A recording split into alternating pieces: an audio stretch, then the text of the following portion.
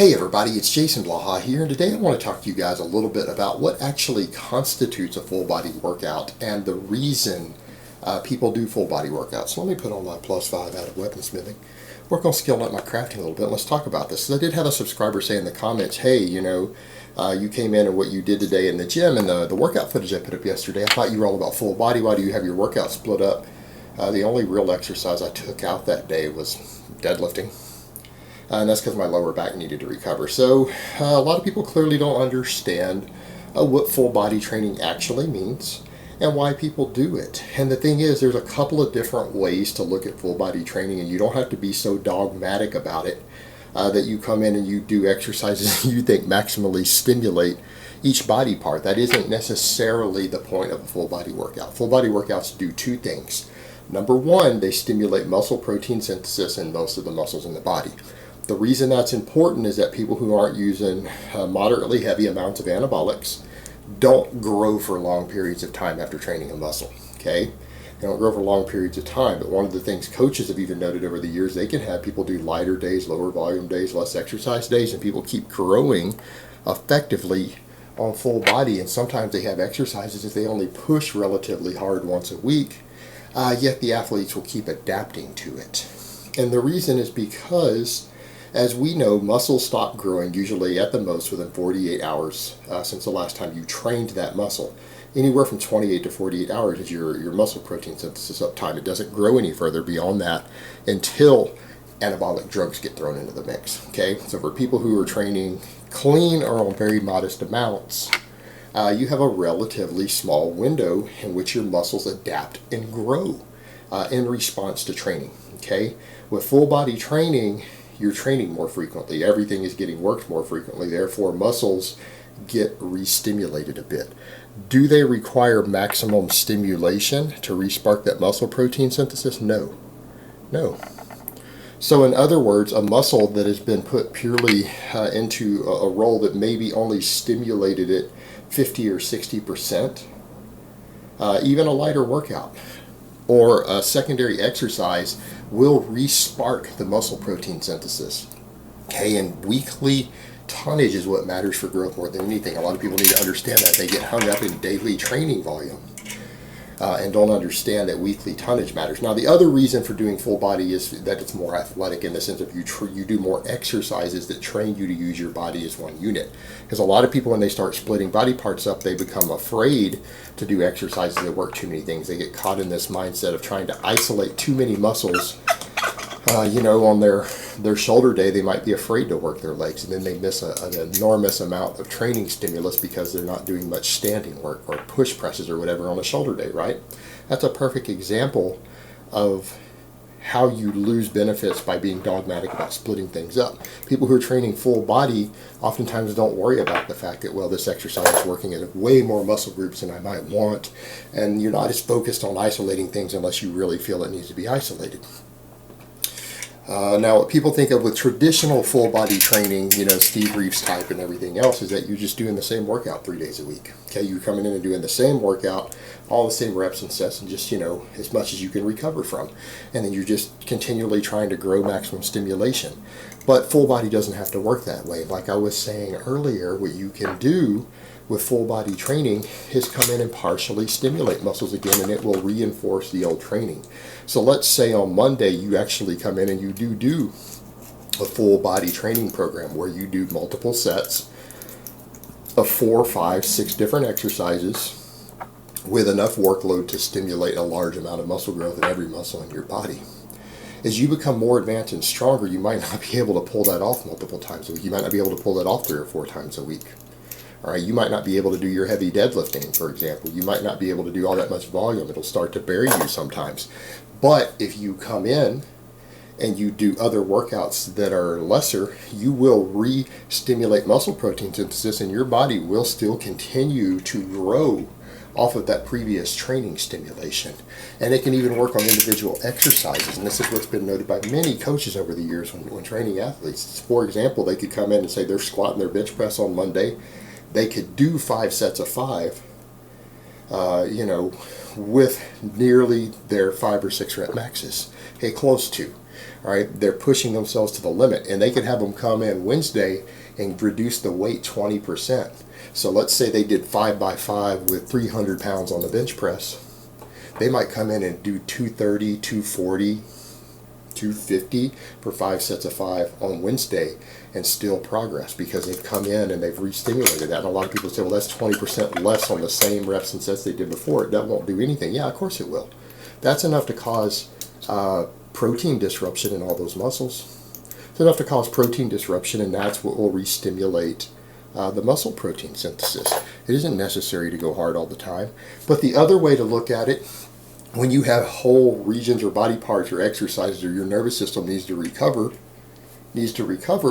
you can drop out bigger exercises sometimes and come in and do lighter stuff and still re-stimulate things. For example, there are even exercises that work the whole body. Let's say you really do have one session every week where you're coming in and doing the more traditional, what people think of as full body, and let's say you come in the next day or 2 days later and you do a clean and press. Did you train your whole body with the clean and press? Yeah, that is a full body exercise. Every muscle in the entire body gets stimulated on the clean and press. Every muscle in the body. And then one muscle that doesn't get worked. What, side delts? Yeah, they got rear delts. Yeah, they got worked. Biceps? Yeah, maybe not a great bicep builder, the clean part, but it's working them. So maybe your biceps and your rear delts are the only thing that's not getting fantastic stimulation. Your chest is. Your triceps, your quads, glutes, hamstrings, your entire core, even your lats. That's all getting stimulated. It's all getting stimulated significantly. That's a full workout. Let's say you have a day where you come in and deadlift. The deadlift works 80% of the muscle mass in the body. The only thing that might not get worked very well on the deadlift, biceps, they get worked a little, not a lot. Triceps, chest, delts don't get worked, okay? Triceps, chest, and delts get left out. So what happens if you do some weighted chin-ups? Well, weighted chin-ups, people forget. Weighted chin-ups, actually, EMG studies show they light up the long head of the tricep. They work the upper chest. They actually stimulate growth in those. Not the best builder of them. They stimulate growth. Or you throw in some dips. Well, there's all that chest and tricep work and some delt work. So if you were to do a dip or a chin-up behind a deadlift, and you only did those 2 exercises, isn't that a full body workout? Yeah. Are you going to stimulate maximum growth and everything just doing that? Probably not. I'm not going to say probably, you're definitely not. But are you going to re-spark muscle protein synthesis? Or are you going to re-elevate it through pretty much the entire body? Of course you are. The workload is sufficient to disrupt everything, unless you're going stupid light. So at a certain point, people need to understand that with full body training, if you understand why you're training full body, it does make sense that you can have different workouts in a full body program that are still very athletic in nature, that produce the benefits you want of being more athletic, training the body to work as one unit, still re-stimulating hypertrophy. And that's the thing that people need to remember. Every full body workout, in order to keep you growing and benefit from it, doesn't need to be like you would think of as an entire workout, in the sense of you need to do 5 different exercises, 6 different exercises, or something like that. Isn't always necessary. 1 or 2 exercises, if they're selected carefully off lists like that, stuff like clean and press, deadlifts combined with something else for additional upper body work. Exercises like that are in of themselves full body exercises, and sometimes just a little bit of extra work will constitute that. We'll make it a full body exercise, or make it a full body workout. So yeah, you can train your full body in 1 to 2 exercises. Again, you're not stimulating maximum growth. I'm not saying that that's going to make you a pro bodybuilder, but it will re-stimulate muscle growth. And what people need to understand, muscle growth is a product of cumulative workload over time. Meaning each individual workout, even as far as your muscle growth goes in 1 week, it's not about what you did in that one workout. It's the cumulative work that you've done throughout the week. It's the cumulative work that muscle gets subjected to, whether it's over the course of 2, 3, 4, 5, 6 training sessions. Depending on what you're training like, your body grows based upon the cumulative work. intention that a muscle is subjected to over time. It's not about, did I do enough sets in this one workout? Maybe you did, maybe you didn't, but the point is it's still the cumulative work that muscle does. Every exercise that you do contributes to it. Even exercises like the deadlift can be resparking muscle protein synthesis from workouts where you did do more volume for those body parts, and its stimulation is adding. The deadlift is still adding stress to your traps, to your lats, even to your biceps, to your forearms, that's separate from other work that you did from them. And that cumulative stress does matter over time as far as hypertrophying those muscles. And people really need to think of it in those terms if they want to understand what it is they're doing with a full body workout. And the fact that we don't have to be so dogmatic about it. The benefits of the full body workout are that we're resparking muscle protein synthesis frequently, so that we aren't having to rely entirely on high doses of drugs to keep muscle growth going all the time, right? You can also use your training to do that by training each muscle, making sure it's getting worked frequently enough to respark those things. Full body workouts can still emphasize your weak points more. You know, my case, my overhead pressing, my shoulder girdle needs more work, okay? It needs more work. So by me coming in, for example, and doing clean and presses, and even dumbbell hang cleans and presses on a lot of off days, those are still essentially full body exercises, but they're putting an emphasis on my weak points, and I'm focusing more and more on those through the week.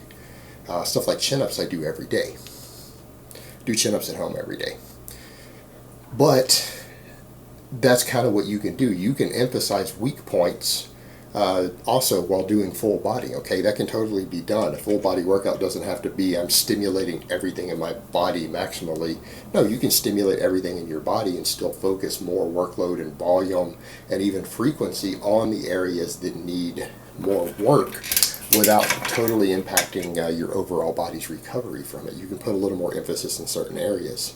Whether it's for performance reasons, whether it's for hypertrophy reasons, whatever it is you're trying to do.